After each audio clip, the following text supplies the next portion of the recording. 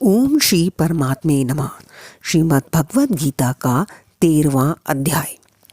उसके उपरांत श्री कृष्ण भगवान फिर बोले, हे अर्जुन, यह शरीर क्षेत्र है ऐसा कहा जाता है,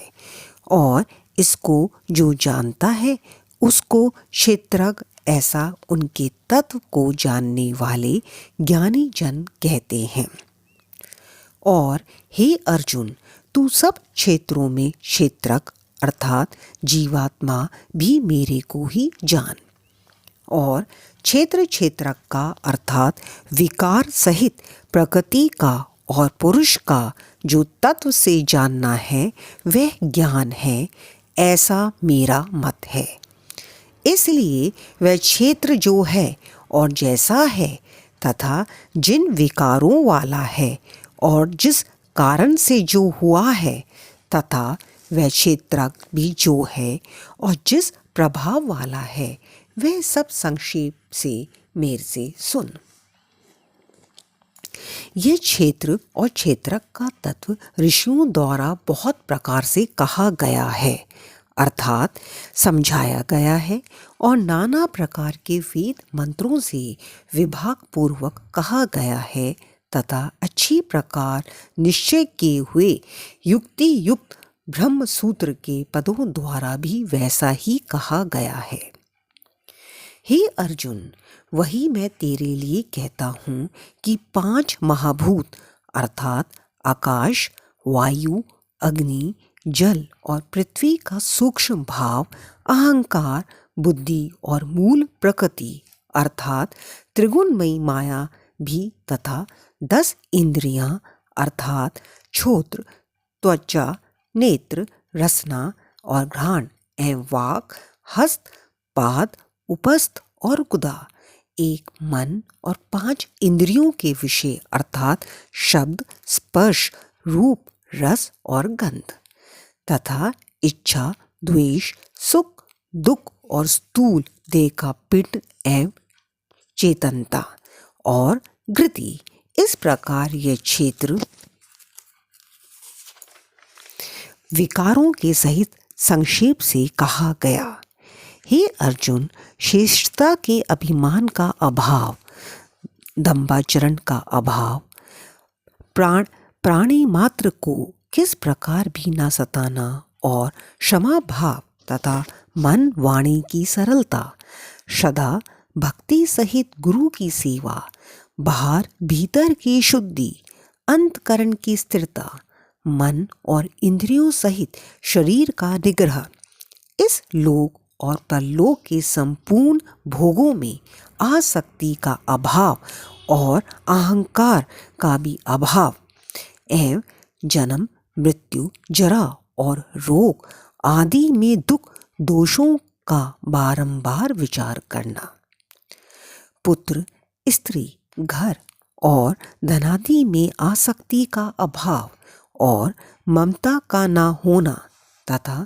प्रिय अप्रिय की प्राप्ति में सदा ही चित्त का सम रहना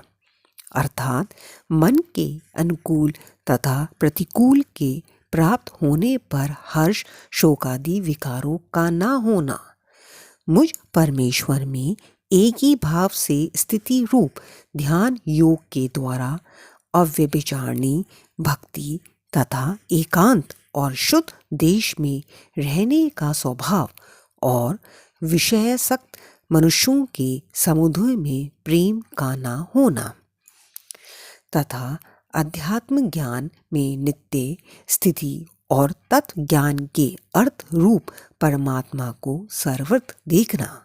ये सब तो ज्ञान है, और जो इससे विपरीत है वह अज्ञान है, ऐसा कहा है। हे अर्जुन, जो जानने के योग्य हैं तथा जिसको जानकर मनुष्य परमानंद को प्राप्त होता है, उसको अच्छी प्रकार कहूँगा। वह आदि रहित परम ब्रह्म अखतनीय होने से न सत कहा जाता है और न असत ही कहा जाता है, परंतु वह सब ओर से हाथ पैर वाला एवं सब ओर से नेत्र, सिर और मुख वाला तथा सब ओर से श्रोत्र वाला है, क्योंकि वह संसार में सबको व्याप्त करके स्थित है और संपूर्ण इंद्रियों के विषयों को जानने वाला है, परंतु वास्तव में सब इंद्रियों से रहित है तथा आसक्ति रहित और गुणों से अतीत हुआ भी अपनी योग माया से सबको धारण पोषण करने वाला और गुणों को भोगने वाला है तथा वह परमात्मा चराचर सब भूतों के बाहर भीतर परिपूर्ण है और चर अचर रूप भी वही है और वह सूक्ष्म होने से अविज्ञ है तथा अति समीप में और दूर में भी स्थित वही है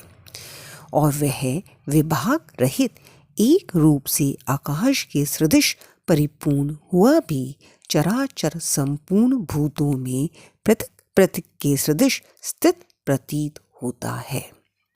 तथा वह जानने योग्य परमात्मा विष्णु रूप से भूतों को धारण पोषण करने वाला और रौद्र रूप से संहार करने वाला तथा ब्रह्मा रूप से सबका उत्पन्न करने वाला है। वह ब्रह्म ज्योतियों का भी ज्योति एवं माया से अति परे कहा जाता है तथा वह परमात्मा भूत स्वरूप और जानने के योग्य है एवं तत्व ज्ञान से प्राप्त होने वाला और सबके हृदय में स्थित है। हे अर्जुन, इस प्रकार क्षेत्र तथा ज्ञान और जानने योग्य परमात्मा का स्वरूप संक्षेप से कहा गया। इसको तत्व से जानकर मेरा भक्त मेरे स्वरूप को प्राप्त होता है।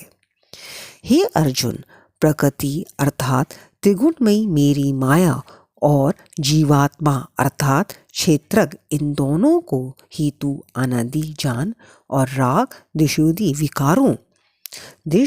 विकारों को तथा त्रिगुणात्मक संपूर्ण पदार्थों को भी प्रकृति से ही उत्पन्न हुए जान,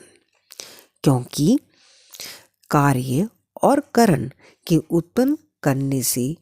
करने में हेतु प्रकृति कही जाती है और जीवात्मा सुख दुखों के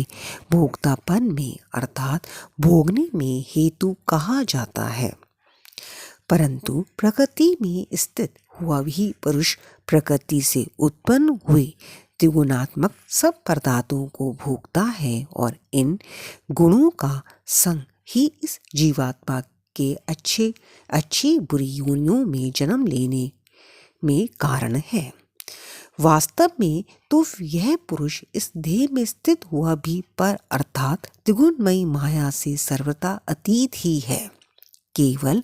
साक्षी होने से उपदृष्टा और यथार्थ सम्मति देने वाला होने से अनुमंता एवं सबको धारण करने वाला होने से भर्ता जीव रूप से भोक्ता तथा ब्रह्मादिकों का भी स्वामी होने से महेश्वर और शुद्ध सच्चिदानंद होने से परमात्मा ऐसा कहा गया है। इस प्रकार पुरुष को और गुणों के सहित प्रकृति के जो मनुष्य तत्व से जानता है वह सब प्रकार से बरतता हुआ भी फिर भी नहीं जानता है, अर्थात पुनः जन्म को नहीं प्राप्त होता है। हे अर्जुन, उस परम पुरुष परमात्मा को कितने ही मनुष्य तो शुद्ध हुई सूक्ष्म बुद्धि से ध्यान के द्वारा हृदय में देखते हैं तथा अन्य कितने ही ज्ञान योग के द्वारा देखते हैं और अपर कितने ही निष्काम कर्म योग के द्वारा देखते हैं। परंतु इनसे दूसरे अर्थात जो मंद बुद्धि वाले पुरुष हैं वे स्वयं इस प्रकार ना जानते हुए दूसरों से अर्थात तत्व को जानने वाले पुरुषों से सुनकर ही उपासना करते हैं, अर्थात उन पुरुषों के कहने के अनुसार ही श्रद्धा सहित तत्पर हुए साधन करते हैं और वह सुनने के परायण हुए पुरुष भी मृत्यु रूप संसार सागर को निसंदेह तर जाते हैं। हे अर्जुन, यावन्मंत मात्र जो कुछ भी स्थावर जंग वस्तु उत्पन्न होती है उस संपूर्ण को तू क्षेत्र और क्षेत्रक के संयोग से ही उत्पन्न हुई जान, अर्थात प्रकृति और पुरुष के परस्पर के संबंध से ही संपूर्ण जगत की स्थिति है।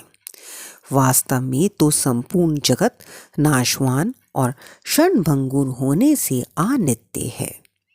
इस प्रकार जानकर जो पुरुष नष्ट होते हुए सब चराचर भूतों में नाश रहित परमेश्वर को समभाव से स्थित देखता है वही देखता है, क्योंकि वह पुरुष सब में समभाव से स्थित हुए परमेश्वर को समान देखता हुआ अपने द्वारा आपको नष्ट नहीं करता है, अर्थात शरीर का नाश होने से अपने आत्मा का नाश नहीं मानता है। इससे वह परम गति को प्राप्त होता है। और जो पुरुष संपूर्ण कर्मों को सब प्रकार से प्रकृति से ही किए हुए देखता है, अर्थात इस बात को तत्व से समझ लेता है कि प्रकृति से उत्पन्न हुए संपूर्ण गुण ही गुणों में बरतते हैं तथा आत्मा को आकर्ता देखता है वही देखता है। और यह पुरुष जिस काल में भूतों के न्यारे न्यारे भाव को एक परमात्मा के संकल्प के आधार स्थित देखता है तथा उस परमात्मा के संकल्प से ही संपूर्ण भूतों का विस्तार देखता है, उस काल में सच्चिदानंद घन ब्रह्म को प्राप्त होता है। हे अर्जुन, अनादि होने से और गुणातीत होने से यह अविनाशी परमात्मा शरीर में स्थित हुआ भी वास्तव में ना करता है और ना लिप्यमान होता है। जिस प्रकार सर्वत्र व्यापक हुआ भी आकाश सूक्ष्म होने के कारण लिप्यमान नहीं होता है, वैसे ही सर्वत्र देह में स्थित हुआ भी आत्मा गुणातीत होने के कारण देह के गुणों से लिप्यमान नहीं होता है। हे अर्जुन, जिस प्रकार एक ही सूर्य इस संपूर्ण ब्रह्मांड को प्रकाशित करता है, उसी प्रकार एक ही आत्मा संपूर्ण क्षेत्र को प्रकाशित करता है, अर्थात नित्य बोध स्वरूप एक आत्मा की ही सत्ता से संपूर्ण जड़ वर्ग प्रकाशित होता है। इस प्रकार क्षेत्र और क्षेत्रज्ञ के भेद को तथा विकार सहित प्रकृति से छूटने के उपाय को जो पुरुष ज्ञान नेत्रों द्वारा तत्व से जानते हैं, वह महात्मा जन पर ब्रह्म परमात्मा को प्राप्त होते हैं। इति श्रीमद् भगवद गीता रूपी उपनिषद एवं ब्रह्मा विद्या तथा योग शास्त्र विषयक श्री कृष्ण और अर्जुन के संवाद में क्षेत्र क्षेत्रज्ञ विभाग योग नामक 13वां अध्याय। हरे Krishna. Please like, subscribe and share.